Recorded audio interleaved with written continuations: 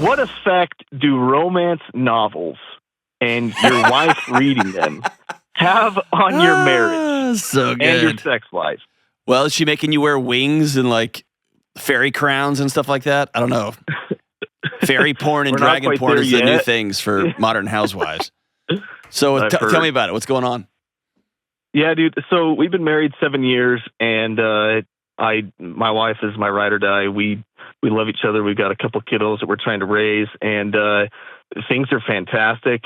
As far as our sex life goes, I just honestly feel that the expectations that these romantic novels create, the expectations it create are almost like impossible for me to reach. And I feel like it's having an effect on our romantic life and on our sexual life, but I don't want to bring it up and almost like accuse that of being a reason why I feel like she escapes to those fantasies during sex instead of like staying present with me like we used to. So can you how do you know this is happening? When y'all are sleeping together, you can like feel her check out. Oh, dude, yeah. I mean, I'll just shoot you straight. So we're like very open with that stuff, and we've talked about fantasies, and I feel like in some ways they've had a positive effect, and a lot of the fantasies that she has stem from like situations in these books.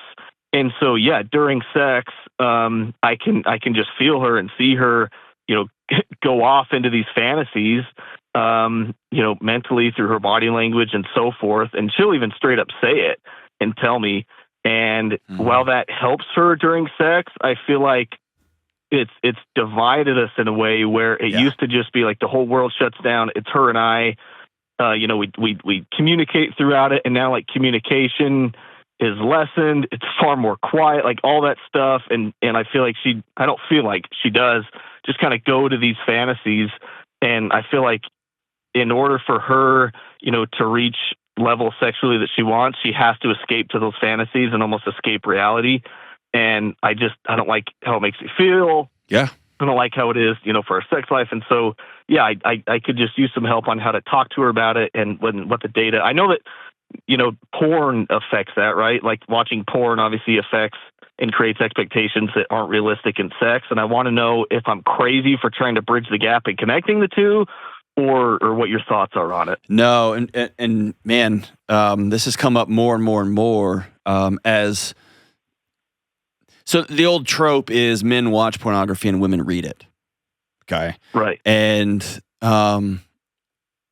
I guess even a further trope is men are visual, they want to see it, and women want to participate in it. It's a creation of a world, and when you're reading, you're creating the mood, the sounds, the smells, the pictures. Sure. I mean, so you're immersed in it, right?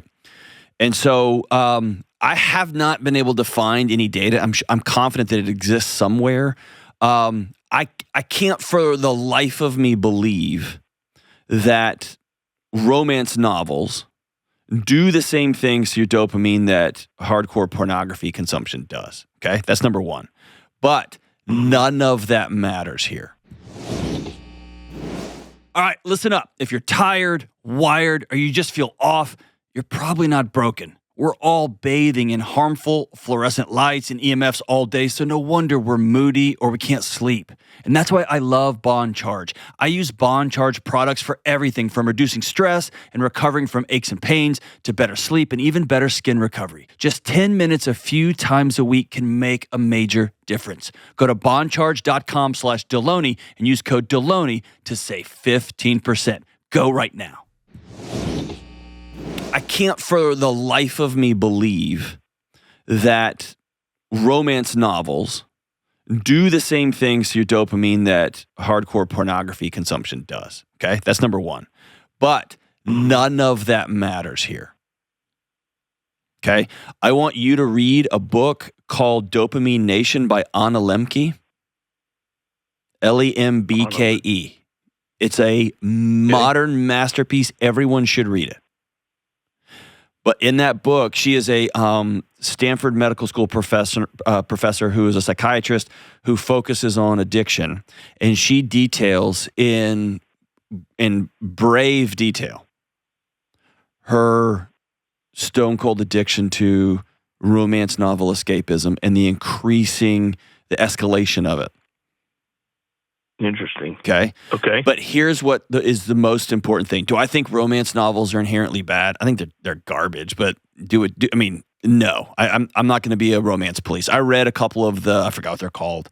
They're the fairy porn books. They're like I forgot what they're called. What are they called, Kelly? Court of court of something of crowns and thorns petunias and thorns and knives or whatever it is.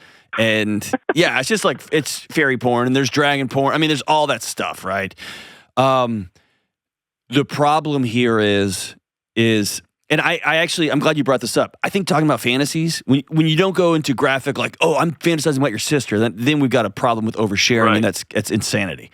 But talking about with your spouse, like I'm kind of into this and this picture of this, and that can be a really intimate, fun, like kind of jealousy, kind of like tell me more about that. Like that can be a really arousing conversation, right?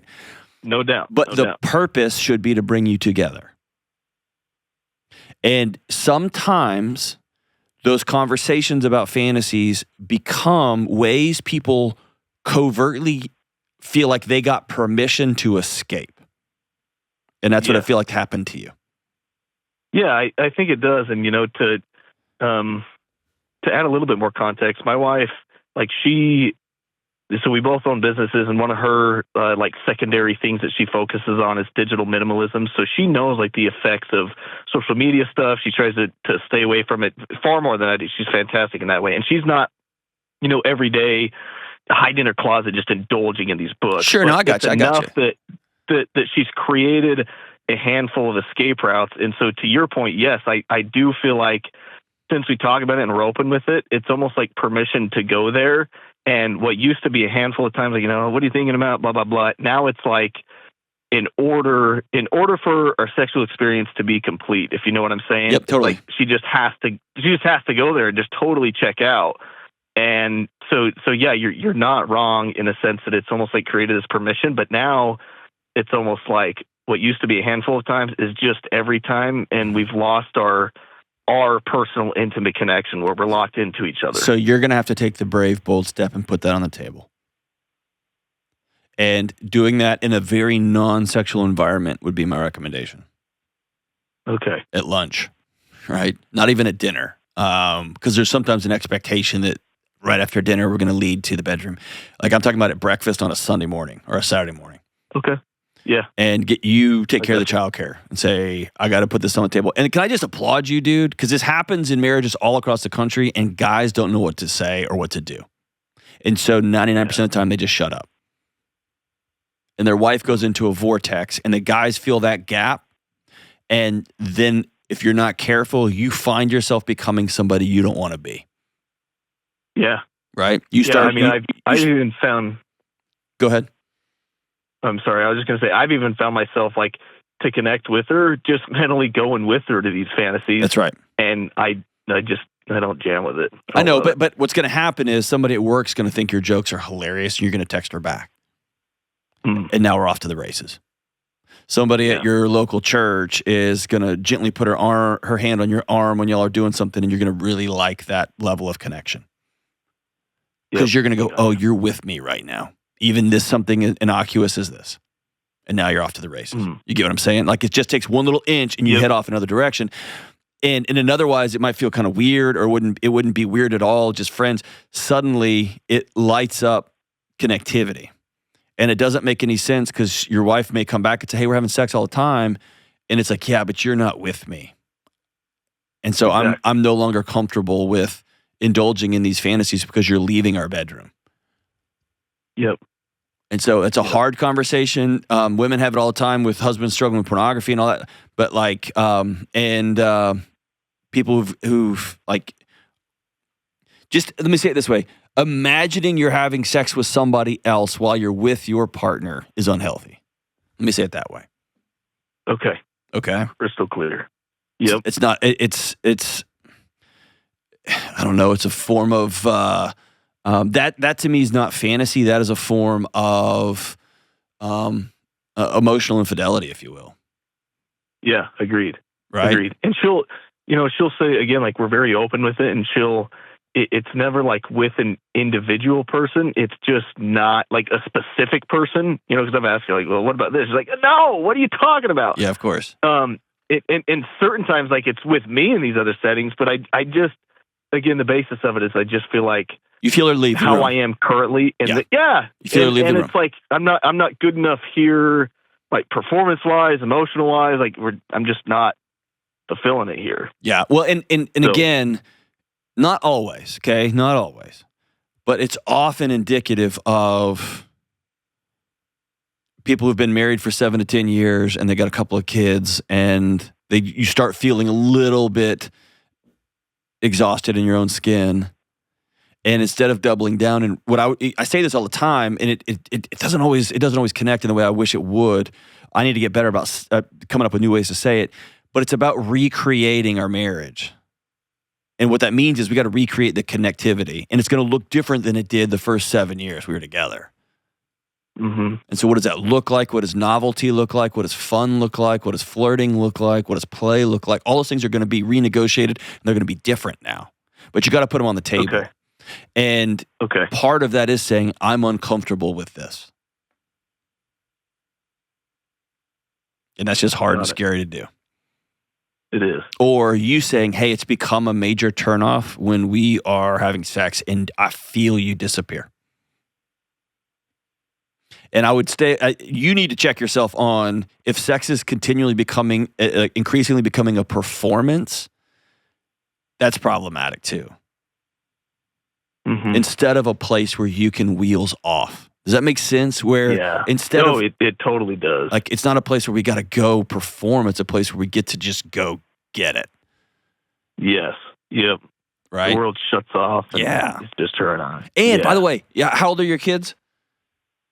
4 and 1. All right. There's not going to be a ton of shut off sex right now. Yeah. For one or both of you. Yeah. Sometimes in this season you're in, there's survival sex. Right? There's just getting it done sex, and that's okay. That's okay. Not every encounter has to be the Super Bowl, right? Yeah, of course. But there does need to be in having a 1-year-old, I mean, y'all are still coming out of it, right? Yeah, he's like 18 months, but yes, we are definitely still coming out of it. So I think this is an amazing time to just kind of resettle it and reimagine it. Okay. Because you would... Oh, go ahead. Lay stuff out, and the next step would be, then the next conversation is, how do we rebuild this thing? Well, it's in rebuild can sound dramatic, so maybe I wouldn't use rebuild here unless she says, I'm not interested in trying to have orgasms without thinking I'm in a castle somewhere with some dragons, and I don't know what she's doing, right? Or with Fabio all oiled up with long hair. Like, I don't know what's in her head, but I'm not interested in what you just told me. The fact that you feel unsafe or the fact that you feel disconnected, I don't care. I'm going to do what I got to do to get off. Y'all have bigger issues. I don't think that's the case here. I don't either. I think the case here is that just a step became a step became a step, and as a full-time working mom who also has a 1-year-old or an 18-month-old, man, just escaping from everything, including this guy I love, and just going to another planet for a few minutes. Like, I get how you end up there. Okay. So it's not drinking the haterade. It's just saying, hey, I don't like this. I feel like you're disappearing. What can we do together to reimagine our intimacy life, our sex life? And by the way, bro, most of this is going to be outside of the bedroom. It's going to be, how do we, I want you and your wife get a book. Y'all definitely read Anna Lemke's book, but get, I just lost it, Emily Nagoski's book, Come As You Are. Y'all read that book together. Come As You Are. Okay. And there will be some awkward times when you're reading it together. Big time. And mainly because most women have never thought of many of these conversations that she brings up and some of the things she asks people to do, but especially men haven't. But it's a new way to talk about the gas pedals and the brakes, and what does romance feel like and what does intimacy feel like? How do we create a sex life that one of us doesn't have to escape from? Cool. That's great. And this is all same team language. This is not me versus you language. And maybe you go first by saying, hey, I'm finding myself more and more and more entering into being intimate with you as a show, as a performance, and I just want to be with you. And that way you're you're walking in with your blocks. You're not walking in and saying, "Hey, you're doing this," right? Yep. Okay. And you get to say, "Hey, I'm uncomfortable with where we're headed and I want to do something different."